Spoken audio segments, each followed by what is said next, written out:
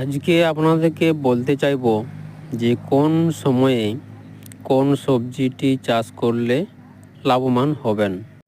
শীতকালের ক্ষেত্রে বলছি, আপনি টমেটোটা বেছে নিন। টমেটো চাষ করলে শীতকালে খরচ কম, পোকামাকড়ের উপদ্রবও কম।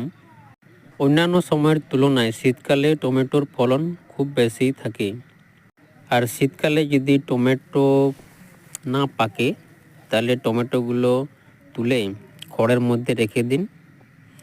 5-6 দিনের মধ্যেই টমেটো পেকে যাবে।